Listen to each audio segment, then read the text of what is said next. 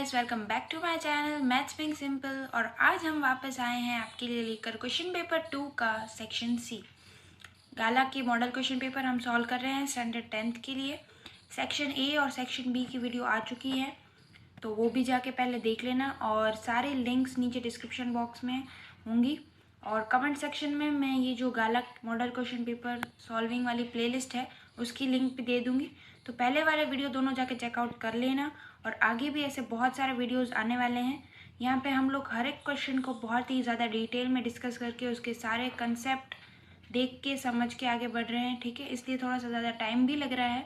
और यहाँ पे हम लोग जैसे सपोज ऑप्शंस वाले क्वेश्चन है, यहाँ पे 9 क्वेश्चन है और हमें 6 सॉल्व करने, तो हम सारे के सारे 9 करेंगे, बिकॉज हमें आपको सॉल्व करके दिखाना है, समझाना है, ठीक है।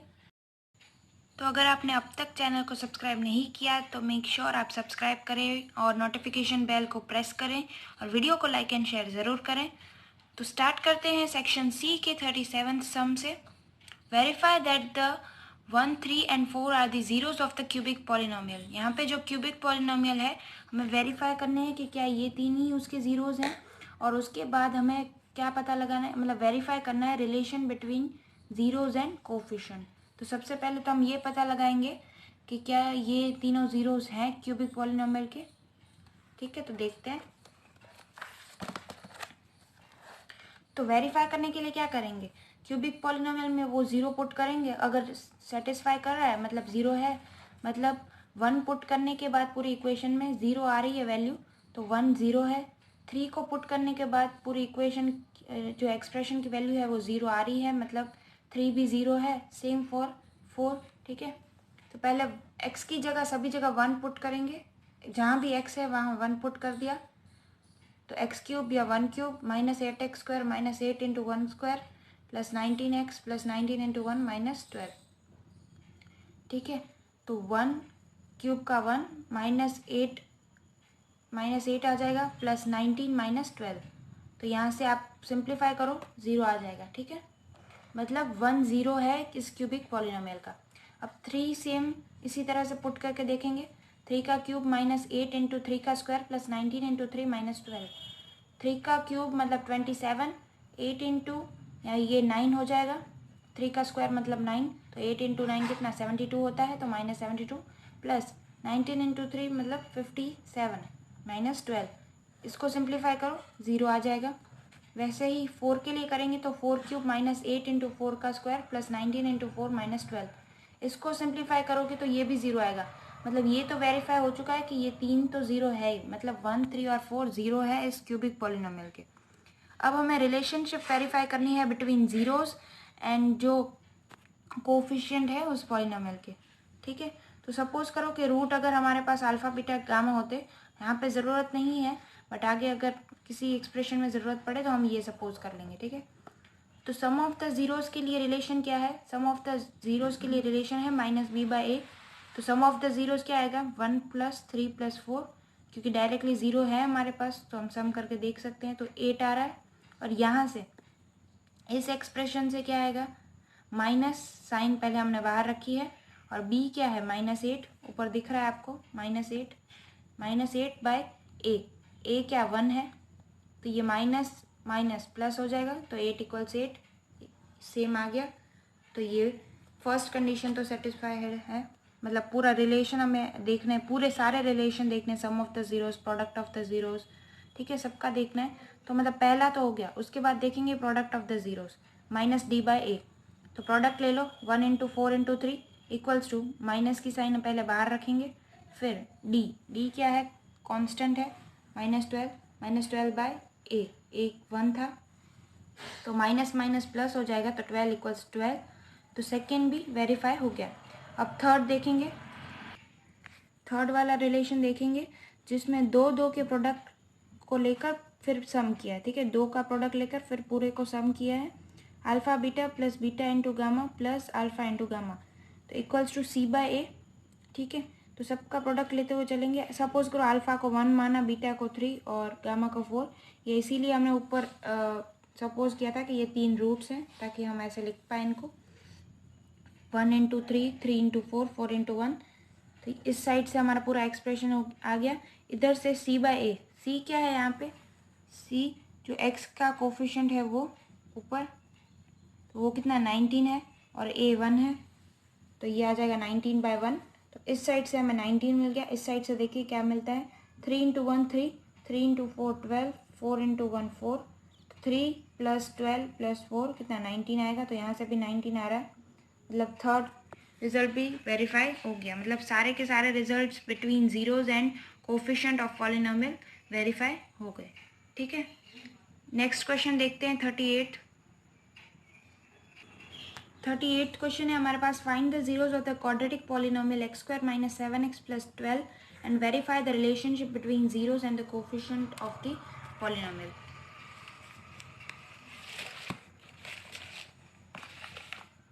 तो 37 पहले हमने किया, वो भी सेम ऐसे ही था, तो उसको लास्ट में हम लोग कैसे स्टेटमेंट लिख सकते हैं, from 1 2 and 3 we can say relation is verified.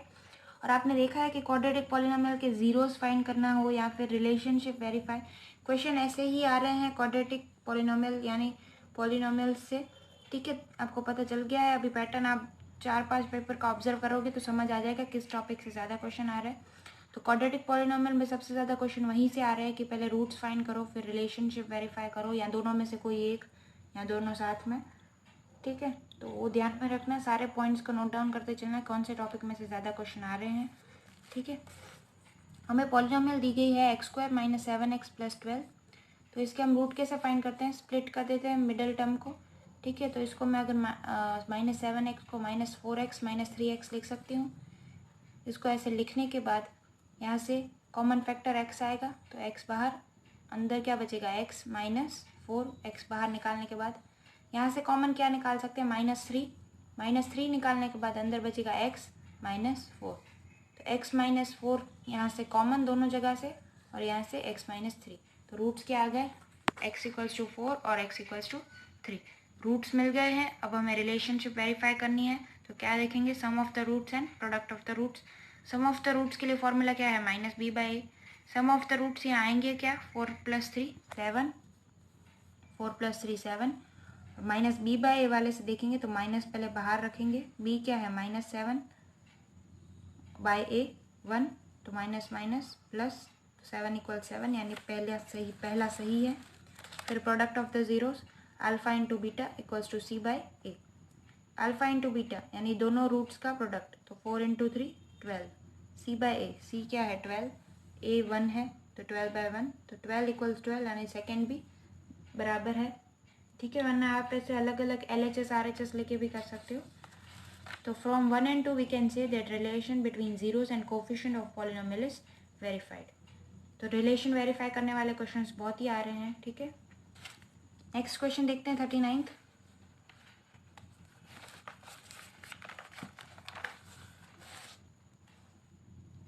39th question में हमें दिया गया है solve the pair of the linear equations by the method of substitution. हमें दो दिए गए हैं लीनियर पेयर, ठीक है, और उसको हमें सॉल्व करना है with the help of substitution. तो ये दो लीनियर इक्वेशन है हमारे पास, और सब्स्टिट्यूशन का मतलब क्या होता है, किसी एक को दूसरे के टर्म्स में लिखना, सब्स्टिट्यूट करना। जैसे x = अगर मैं x की वैल्यू निकालना चाहूँ y के टर्म्स में, तो मैं सेकेंड इक्वेशन को लूँगी और -y दूसरी साइड भेजेंगे तो +y हो जाएगा। तो x की वैल्यू y के टर्म्स में क्या आ जाएगी, x = 4 + y। तो ये कह सकते हैं कि x को सब्स्टिट्यूट किया इन टर्म्स ऑफ y, मतलब x की वैल्यू निकाली हमने। ठीक है, तो x की वैल्यू मिल गई। अब इसी को हम फर्स्ट इक्वेशन में पुट करके किसी एक वेरिएबल की वैल्यू मिल जाएगी। ऐसे ही हम सेम y में भी कर सकते हैं, किसी में भी करो। तो इसको हम फर्स्ट में पुट करेंगे bye substituting value of x इन 1। तो फर्स्ट इक्वेशन क्या थी, x + y, तो x की जगह 4 + y = 14, 4 + 2y = 14, 4 दूसरी साइड गया तो माइनस आ जाएगा, तो 2y = 14 - 4 यानी 10। तो y की वैल्यू क्या आ जाएगी, 5। y 5 मिल चुका है। अब जो हमने ये इक्वेशन निकाली थी थर्ड वाली, उसमें y की वैल्यू पुट कर रहे हैं तो x की वैल्यू मिल जाएगी। ठीक है, यहाँ पे y की वैल्यू अगर हमने 5 पुट कर दी तो x की वैल्यू कितनी, 9 मिल जाएगी। 4 + 5 = 9। तो ये हमें मिल गया। ये बहुत ही आसान क्वेश्चन है, सेक्शन सी में काफ़ी आसान क्वेश्चन भी हैं। खुद से ढूंढने हैं हमें, बस 5 क्वेश्चन अटेम्प्ट करने हैं, उसमें से 2 तो इजी हैं ही अभी तक, मतलब एक तो ये वाला तो बिल्कुल इजी था और जो पहले 2 थे वो सेम टाइप के थे। तो नेक्स्ट क्वेश्चन 14th क्वेश्चन को देखते हैं। 14th क्वेश्चन है, train travels 360 kilometre at a uniform speed. If the speed had been 5 kilometre per hour more it would have taken 1 hour less for the same journey, find the speed of the train. अब एक train है जो 360 kilometre travel कर रही है with the uniform speed, यानी constant speed, बढ़ भी नहीं रही है कम भी नहीं रही है। जैसे 20 किलोमीटर पर आवर का कहें तो वो वैसे ही मतलब 20 पर ही चलेगी, फिर 30 40 नहीं होगा या 10 नहीं होगा, ठीक है। तो पहले वो यूनिफॉर्म स्पीड पे चल रही है और फिर कहा गया है कि अगर उसकी स्पीड सिर्फ 5 किलोमीटर पर आवर मोर होती पहले वाली से तो 1 घंटा पहुंचने में कम लगता उस जगह पर, जाना उसी जगह पर है बट 1 घंटा हमें कम लगता। तो स्पीड कितनी होगी पहले ट्रेन की, तो वो देखते हैं कैसे करना है सॉल्व।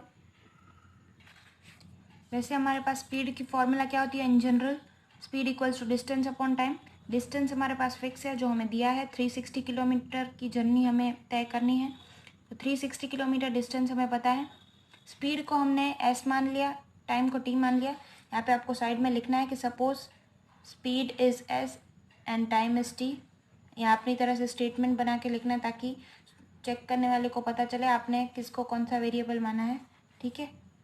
उसके बाद इसी चीज़ को मैं टी के टर्म्स में लिख सकती हूँ, टी को दूसरी साइड ले जाएं और एस को नीचे लेके आएँ, तो ये पूरा जो एक्सप्रेशन है वो मैंने टी के टर्म्स मतलब एस के टर्म्स में लिखा टी को, ठीक है। हमने टी की वैल्यू बताई है एस के टर्म्स में, क्योंकि हमें फाइंड एस करना है तो जहाँ भी टी होगा हम उसे 360/s पुट कर सकते हैं, तो फिर हमें फाइनल जो वैल्यू मिलेगी वो एस की मिलेगी, ठीक है। अगर टी फाइंड करना होता तो हम इसी फॉर्म को आगे लेके चलते।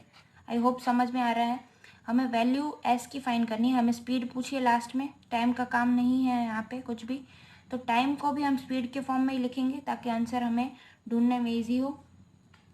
अब दूसरी कंडीशन क्या है कि 5 किलोमीटर स्पीड ज़्यादा होती पर आवर तो 1 घंटा कम लगता डिस्टेंस कवर करने में। तो यहाँ पे क्या करेंगे, ऊपर टाइम हम लोग ऐसे भी लिख सकते हैं ना, time equals to distance upon speed, ये भी लिख सकते हैं, ठीक है। तो डिस्टेंस तो 360 कांस्टेंट है, स्पीड कितनी है पहले एस थी, 5 किलोमीटर बढ़ गई तो s+5, और यहाँ पे टाइम t -1 क्यों, क्योंकि उन्होंने कहा है कि 1 घंटा कम लगता अगर 5 किलोमीटर स्पीड ज़्यादा होती। डिस्टेंस कांस्टेंट है, 5 किलोमीटर स्पीड बढ़ गई और यहाँ पे 1 घंटा कम हो गया, तो यहाँ पे t को क्या 360/s पुट करेंगे जो हमने फाइंड किया है ऊपर, 360/s -1 equals to 360/s+5।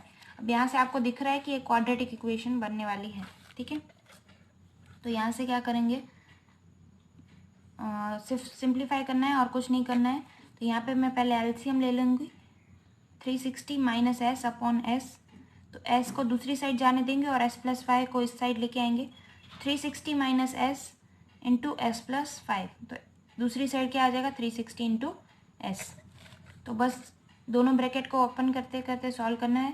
360 into s क्या हो जाएगा 360s, 360 यहाँ से -s इंटू s -s², 360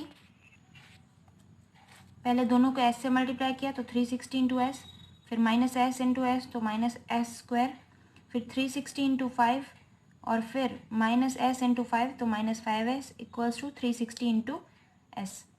तो 5 इंटू 360 तो 1800 होगा, और यहाँ से यहाँ पे 360s है, दूसरी साइड भी 360s है, तो दोनों कैंसिल हो जाएंगे।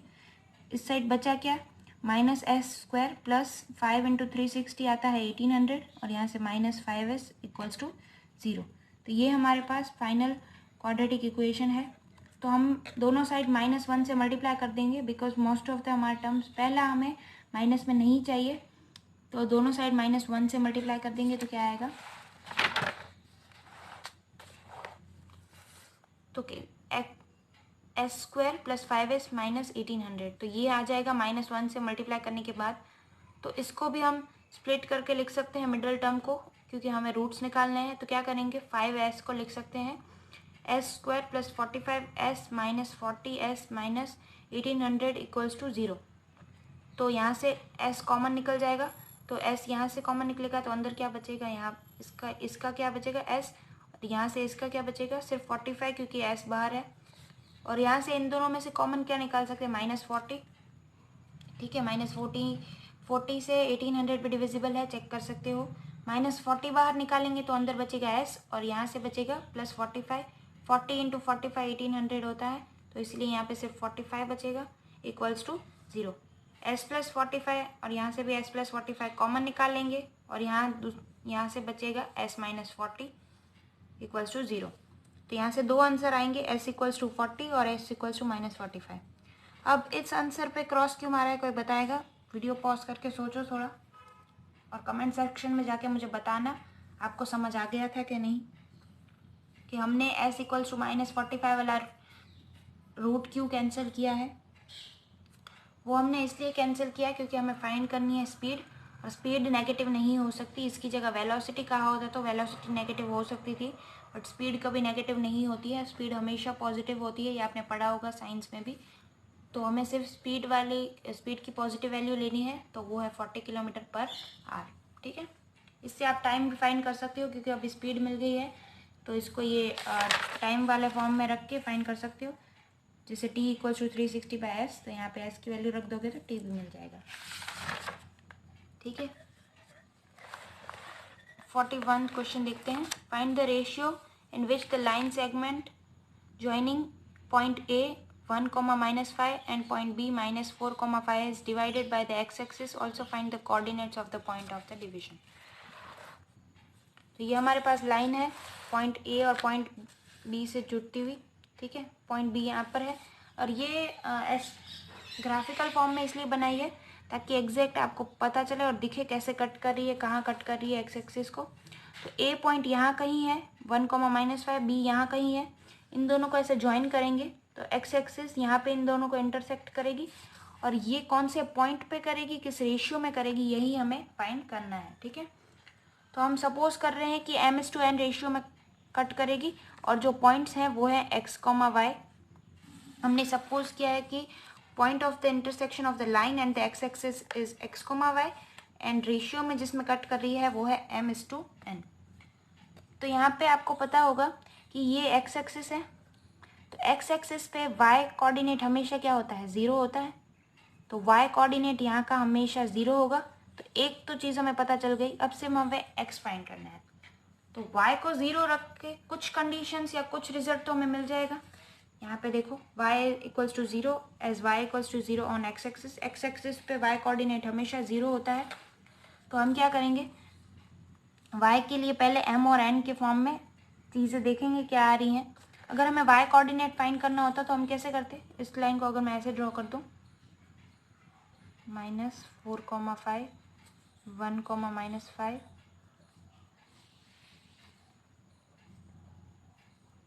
ठीक है। y के लिए लिखना होता तो क्या करते, m × 5 + n × 5, यहाँ पे क्या था, -4 है, -4 और यहाँ पे -5 है, सॉरी। तो क्या करते, m को इससे n को इससे, तो -5m + 5n upon m + n equals to 0, क्योंकि y कोऑर्डिनेट तो 0 आएगा। तो हमेशा अगर ऐसे डिवीजन में है numerator upon denominator equals to 0 आ रहा है, तो ऊपर वाली चीज़ की वजह से ही 0 हुआ होगा। ठीक है, नीचे वाली चीज़ का तो कोई रोल नहीं होगा, नीचे वाला 0 हो जाएगा तो एग्जिस्ट ही नहीं करेगा। तो ऊपर वाला 0 हुआ होगा तभी पूरा टर्म 0 है। ठीक है, तभी पूरे एक्सप्रेशन की वैल्यू 0 है, मतलब ऊपर वाली चीज़ 0 आई होगी। तो -5m + 5n इक्वल्स टू 0, तो 5n इक्वल्स टू 5m, यानी n इक्वल्स टू m। तो यहाँ से एक बहुत बड़ी चीज़ मिल गई, n इक्वल्स टू m। अब इस एक्सप्रेशन को यूज़ करते हुए हम लोग x निकालेंगे। ठीक है, तो क्या करेंगे, इसको 2 कह देते हैं, इसको 1 कह देते हैं, फ्रॉम 1 and 2। अब 2 वाली वैल्यू को हम 1 में पुट करेंगे, तो क्या करेंगे, m - 4m, क्योंकि m - 4n था तो n को हमने m रख दिया, और m + n था तो n की जगह m रख दिया। m - 4m आएगा -3m, m + m तो 2m, तो यहाँ से x की वैल्यू आ जाएगी -3/2। तो ये पॉइंट हमें मिल गया है -3/2, 0 0 तो हमने पहले ही पता लगा दिया था। और ये चीज़ आपको पता होनी चाहिए कि एक्स एक्सिस पे y 0 होता है, और ये पता होगा भी, बट उस टाइम पे याद नहीं आता है कि उसको अप्लाई भी करना है, ठीक है। तो अगर यहाँ पे नहीं किया तो इससे आगे सॉल्व नहीं कर पाओगे, क्योंकि इतनी चीज़ पता होगी तब यहाँ से कुछ मिलेगी चीज़ कि n = m है, और उसके बाद जाके पुट करके x पॉइंट निकालेंगे, ठीक है। तो रेशियो क्या आएगा, आप रेशियो फाइंड करते हैं। रेशियो है m/n, तो हमें तो पता है कि n = m आ गया, तो m/m तो = 1/1, ठीक है। तो ये रेशियो मिल गया और ये पॉइंट्स मिल गए। अब 42nd क्वेश्चन देखते हैं। Find the coordinates of the point which divides the line segment joining points A 2,5 and B 9,19 in the ratio 4:3। अब इस बार हमें रेशियो भी दिए हैं, दोनों पॉइंट्स भी दिए हैं, सिर्फ हमें उसके पॉइंट के कोऑर्डिनेट्स फाइंड करने हैं कि वो कौन सा पॉइंट है जो कट कर रहा है इन दोनों को 4:3 रेशियो में।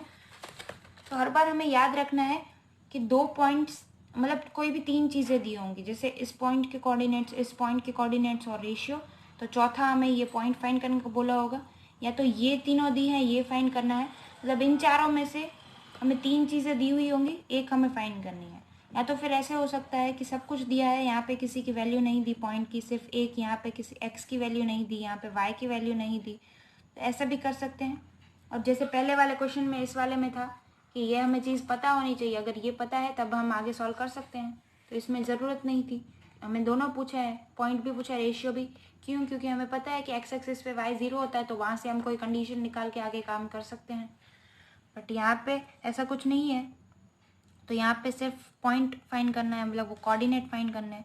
रेशियो दिया है तो क्या करेंगे, x के लिए क्या करेंगे, 4 × 9, वो m और n वाले मेथड से m × x1 + n × x2, ठीक है। वैसे ही 4 × 9 + 3 × 2 अपॉन m + n, यानी 4 + 3, m और n, m/n क्या है पहले तो वो देखो,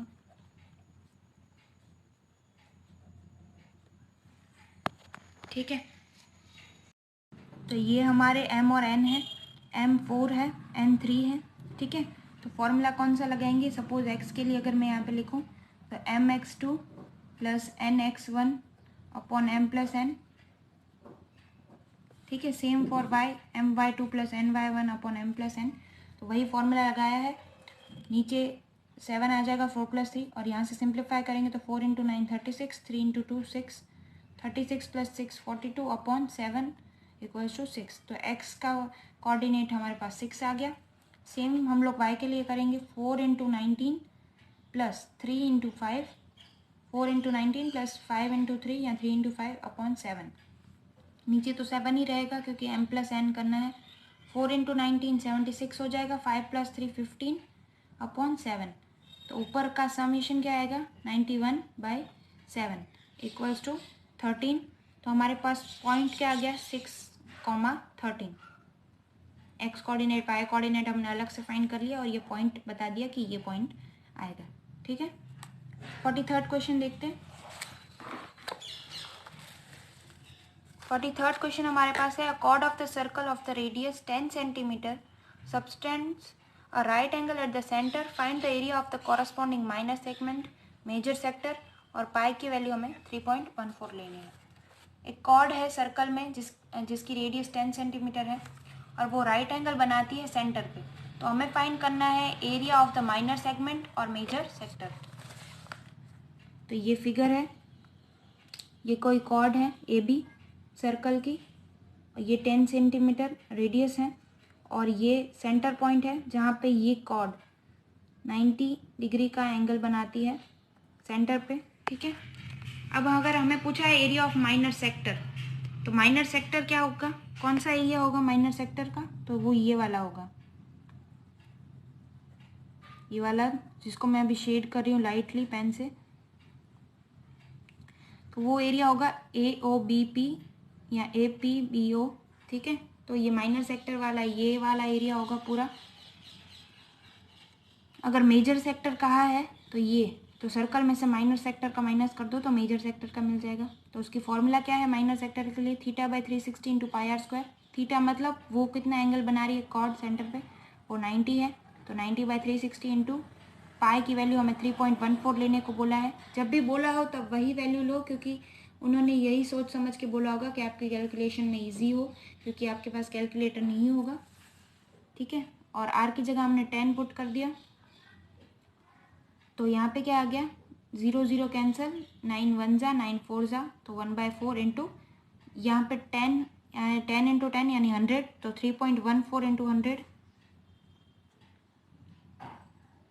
तो ये पॉइंट है यहाँ पे 2 डिजिट के पहले, तो उसको 100 से मल्टीप्लाई करेंगे तो वो 314.0 ऐसे आ जाएगा, तो वो लिख दिया हमने 1/4 इंटू 314, तो इक्वल्स टू 78.5 सेंटीमीटर स्क्वायर। तो ये हमारा पहला आ गया कि एरिया ऑफ माइनर सेक्टर है 78.5 सेंटीमीटर स्क्वायर,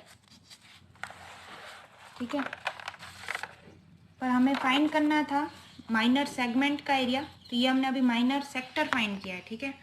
तो माइनर सेगमेंट के लिए क्या करेंगे, माइनर सेगमेंट का एरिया कौन सा होता है, ये वाला। तो इस वाले एरिया के लिए क्या करना पड़ेगा, माइनर सेक्टर में से ट्राइंगल के एरिया को माइनस कर दो, मतलब माइनर सेगमेंट का एरिया मिल गया। तो ये माइनर सेक्टर का मिल चुका है, अब बस ट्राइंगल का एरिया फाइंड करेंगे। ट्राइंगल का एरिया कैसे फाइंड करेंगे, ठीक है। माइनर सेगमेंट के लिए लिखा है मैंने यहाँ पे area of sector OAPB minus area of triangle OAB, ये आपको लिखना पड़ेगा ताकि उनको पता चले कि आपको ये समझ में आता है, ठीक है। तो एरिया ऑफ ट्राइंगल ABC वो होता है हाफ बेस इनटू हाइट। वो ट्राइंगल कैसे ड्रॉ किया हुआ है यहाँ पे देखो, इसको अच्छी तरह से यहाँ पे ऐसे उलट के, क्योंकि हमें आदत नहीं होती ना उल्टे क्वेश्चन सॉल्व करने की, हम बहुत सीधे हैं तो हमें सीधी चीज़ें पता चलती हैं, ठीक है। तो ये ABC, पीछे ट्राइंगल ऐसे दिया है फिगर में, ये 90 डिग्री ए पे है, तो हम ऐसे सीधा ट्राइंगल करके बना देंगे। तो ABC और 10 सेंटीमीटर ऊपर नीचे, AB और AC सेम है 10 सेंटीमीटर के। तो यहाँ पे क्या करेंगे, half base into height, base क्या है 10 सेंटीमीटर, AC बेस है, हाइट हमारी AB है, दोनों 10 है, तो 100/2 50 centimetre square. Area of triangle आ गया 50 सेंटीमीटर स्क्वायर। तो माइनर सेगमेंट के लिए क्या करेंगे, 78.5 माइनस 50, तो वो आ जाएगा 28.5 सेंटीमीटर स्क्वायर। समझ आ रही है चीज़। और यहाँ पे अगर आपको ये वाला मैंने एक्स्ट्रा इसलिए किया है कि अगर आपको कॉर्ड की लेंथ पूछें तो कॉर्ड की लेंथ कैसे फाइंड करोगे, तो ये देखो यहाँ पे जो हमने ये ट्राइंगल बनाया है उसमें ये दो तो रेडियस है और ये है कॉर्ड, तो दो रेडियस, ये है राइट एंगल ट्राइंगल और रेडियस, मैंने बेस और हाइट पता है तो हाइपोटेनियस निकाल सकते हो पाइथागोरस से 10 स्क्वायर प्लस 10 स्क्वायर करके, तो वो आ जाएगा 200 BC स्क्वायर। तो BC दोनों साइड अंडर रूट ले लेंगे तो आ जाएगा 10√2। तो ये कॉर्ड की लेंथ भी मिल गई, ये पूछा नहीं है हमसे, बट अगर कभी ज़रूरत पड़े तो ऐसे फाइंड कर सकते हो, ठीक है। अब हमें फाइंड करना है एरिया ऑफ मेजर सेक्टर। तो जैसे मैंने कहा था हमने पहले माइनर सेक्टर फाइंड किया है, तो माइनर सेक्टर में से मेजर में जाना है तो क्या करेंगे, area of circle minus minor sector. तो area of circle minus area of minor sector, तो सर्कल का एरिया क्या होता है πr² minus area of minor sector मतलब 90/360 इंटू πr²। तो 90/360 यानी 1/4, क्योंकि 0 0 कैंसिल, 9 1 जा 9 4 जा, क्या आ जाएगा πr² माइनस πr²/4। तो अगर मैं πr² बाहर कॉमन निकाल दूँ यहाँ से इस स्टेप में,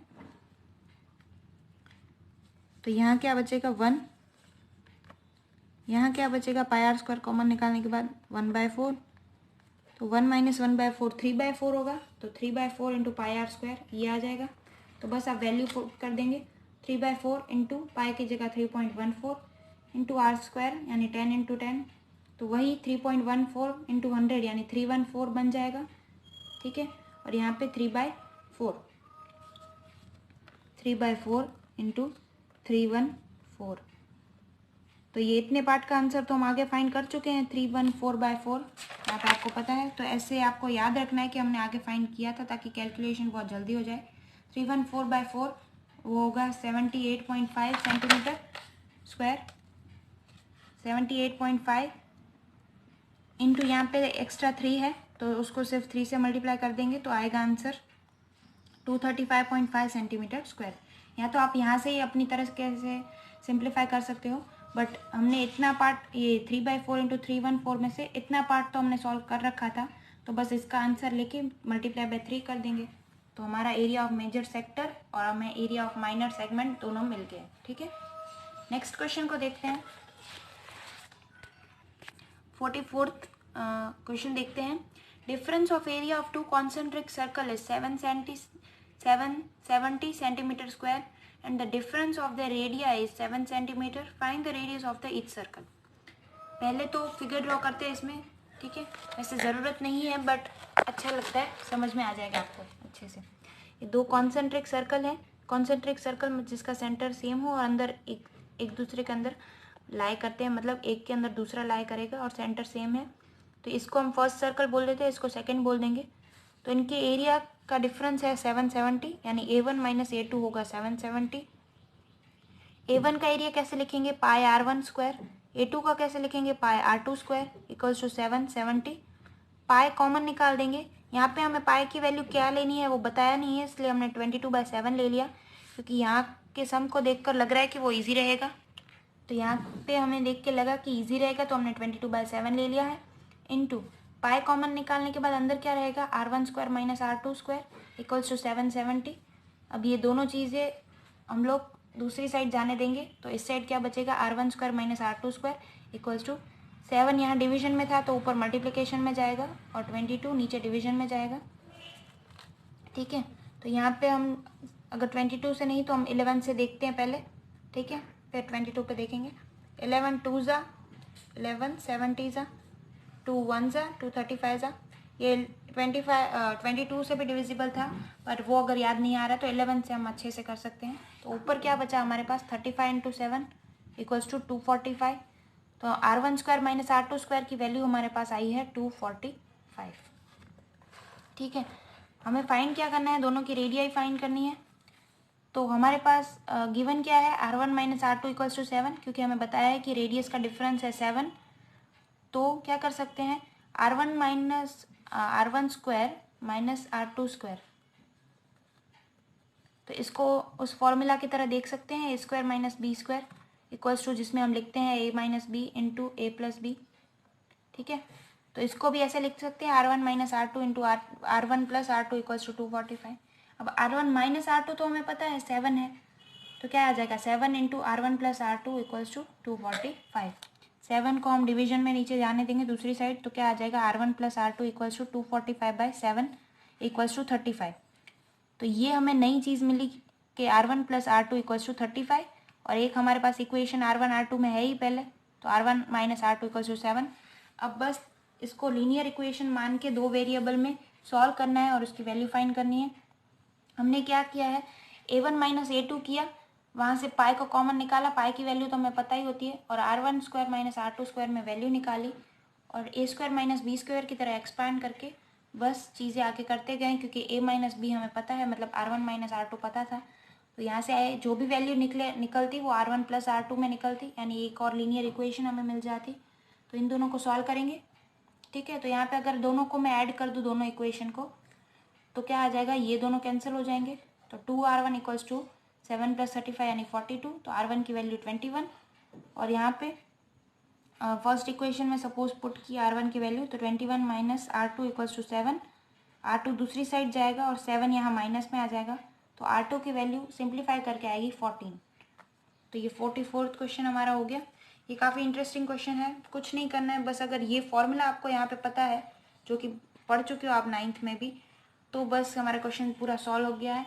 बेसिक कंसेप्ट पर ये पूरा क्वेश्चन है और कुछ नहीं है। यहाँ पे आके सिर्फ आपको लीनियर इक्वेशन का कंसेप्ट आना चाहिए और यहाँ पे ये फॉर्मूला पता है तो काम हो गया। लास्ट क्वेश्चन देखते हैं 45 नंबर वाला क्वेश्चन है। क्या कहता है, 1 card is drawn randomly from the well shuffled deck of 52 cards. Find the probability that the card drawn being a king or a queen, an ace of the red suit or not the face card। ये तीनों चीज़ें हमें find करनी है। पहले या तो जो हमने कार्ड चूज़ किया है वो किंग या क्वीन हो, सेकंड है कि जो S of the red suit हो। एस मतलब वो ए वाले कार्ड्स जो हमारे पास 4 होते हैं उसमें से हमें कौन सा चाहिए, रेड सूट वाला, तो रेड वाले 2 होते हैं, 2 ब्लैक वाले होते हैं। और थर्ड में है नॉट अ फेस कार्ड, तो फेस कार्ड जो हमारे पास जैक क्वीन किंग होते हैं उन्हें फेस कार्ड कहते हैं, तो उन्हें छोड़ के और कोई भी हो, ठीक है। तो देखते हैं कैसे करना है। तो टोटल किंग हमारे पास होते हैं 4, टोटल क्वीन हमारे पास होती है 4, तो इनमें से कोई भी चलेगा, या तो कोई भी क्वीन चलेगी, कोई भी किंग चलेगा। अगर हमने जो कार्ड चूज़ किया है उसमें इन में से कोई आना चाहिए। तो फेवरेबल आउटकम्स कितने हमारे पास 8 हैं, क्योंकि इनमें से भी कोई भी आ सकता है, इनमें से भी आ सकता है। तो 4 + 4 8, और टोटल हमारे पास आउटकम है 52। तो फर्स्ट वाले की तो प्रोबेबिलिटी हमें मिल जाएगी। कैसे? Probability equals to favourable outcome upon total outcome. यहाँ पे आपको ये फॉर्मूला भी लिखना है, क्योंकि ये ज़्यादा मार्क्स वाला क्वेश्चन है, तो आपको लिखना है फॉर्मूला, ठीक है। तो favourable outcome upon total outcome, तो 8/52, 4 2 जा 4 13 जा, यानी आंसर आएगा 2/13। सेकेंड है एस ऑफ रेड सूट। तो एस 4 होते हैं वैसे, 2 ब्लैक के 2 रेड के, तो यहाँ पे रेड के 2 होते हैं। तो फेवरेबल आउटकम हमारा 2 हो गया, और टोटल तो सब में वही रहेगा 52। तो 2/52 इक्वल्स टू 1/26। सिंप्लीफाई करो इसको आगे, ठीक है, बहुत बार किया है, अब आपको पता होगा कि 2/52 मतलब 1/26। थर्ड है नॉट अ फेस कार्ड। तो फेस कार्ड वैसे होते कितने हैं हमारे पास, ठीक है, हर एक जो 13 कार्ड्स होते हैं, जैसे 13 जो स्पेड के कार्ड्स हैं उसमें हमारे पास 3 फेस कार्ड होते हैं, जैक, क्वीन और किंग। वैसे ही क्लब में 3 होते हैं, डायमंड के 3 और हार्ट के 3। तो टोटल कितने 12 हो गए। पर हमें तो फेस कार्ड नहीं चाहिए, तो हम क्या करेंगे, टोटल में से इन 12 को माइनस कर देंगे, 52 - 12 तो 40। तो हमारे पास फेवरेबल आउटकम्स कितने हैं 40, और टोटल है 52। तो आंसर सिंप्लीफाई करने के बाद आएगा 10/13। तो ये हमारा यहाँ पे सेक्शन सी कंप्लीट होता है। नेक्स्ट वीडियो जो हम स्टार्ट करेंगे वो होगी सेक्शन डी पर। तो सेक्शन डी के सारे सॉल्व करेंगे। सेक्शन सी तक हमने सॉल्व कर लिया है, सेक्शन ए, सेक्शन बी और सेक्शन सी तीनों के जो वीडियो है वो प्लेलिस्ट में आपको मिल जाएंगे, और चैनल पर भी अवेलेबल है। लिंक भी मैं नीचे डिस्क्रिप्शन में डाल दूँगी सबके, ठीक है, तो वहाँ से जाके चेकआउट कर लेना। अगर अब तक आपने चैनल को सब्सक्राइब नहीं किया तो सब्सक्राइब करें, एंड वीडियो को लाइक एंड शेयर ज़रूर करना। नोटिफिकेशन बेल आइकन को प्रेस करना मत भूलना, ताकि सारे वीडियोस की नोटिफिकेशन सबसे पहले मिले। Okay, till then stay tune, bye bye.